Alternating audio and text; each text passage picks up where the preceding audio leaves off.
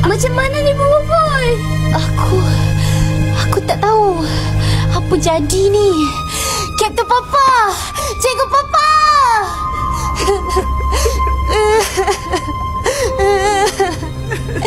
Kami minta maaf. Kami tak ada tadi. Kami lambat, Cikgu Papa. Tak sangka Kapten Papa dah pergi tinggalkan kita. Kapten Papa. Sedihnya. Siapa yang meninggal ni? Ke bumi bila? Lepas Zuhur ke? Kapten Papa. Adai! Syukurlah Kapten Papa selamat. Ingatkan Kapten Papa dah mati dah tadi. Kebenaran belum mati lagi. Hanya tidur mati. Apa jadi ni, Kapten Papa? Mana yang lain?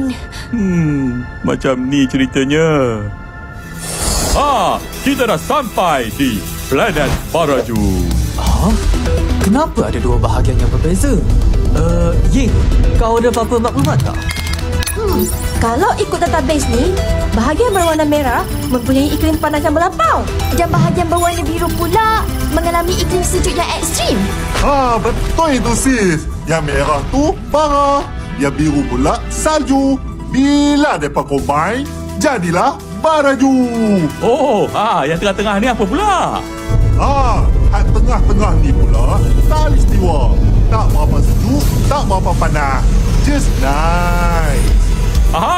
Kalau macam tu, eloklah kita mendarat di Khalistiwa.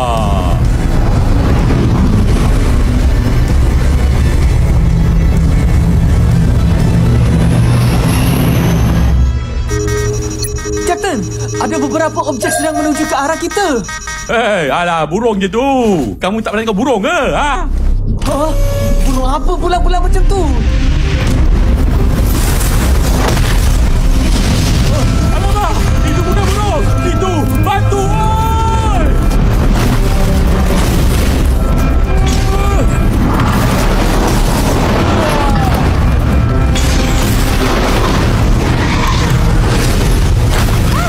Siapa yang campak batu-batu tu?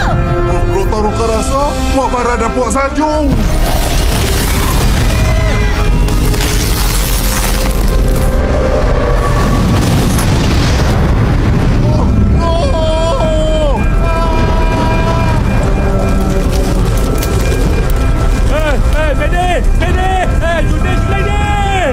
Walaupun diserang, kebenaran berjaya memandu kapal angkasa dan elak semua serangan dengan selamat.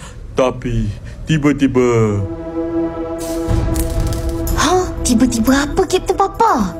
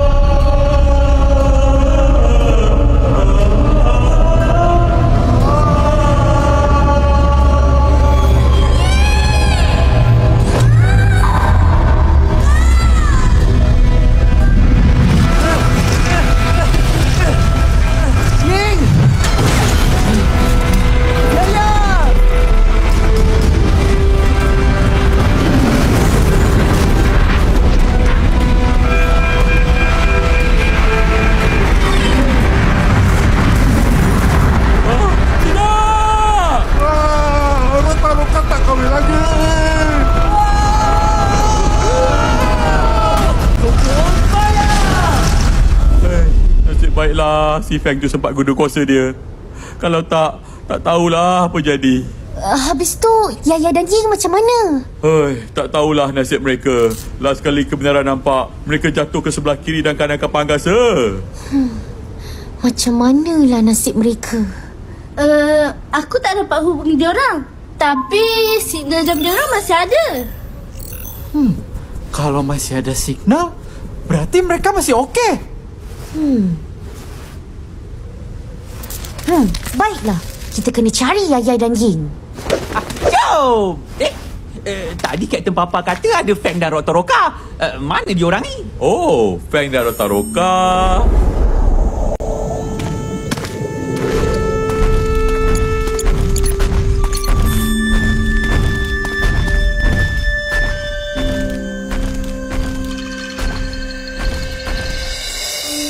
Macam mana, Fang? Dapat kau pergi depa? Masih tak jawab. Aku harap dia orang tak apa-apa. Don't worry, Fang. Saat lagi kita akan sampai kat kampung Rotoroka. Kat sana, bolehlah kita minta bantuan orang kampung untuk cari Ying dan Yaya. Aduh, panas! Kenapa berhenti? Macam pernah tengok je batu ni. Saudara kau ke? Bukanlah. Rasanya kita dah lalu sini tadi.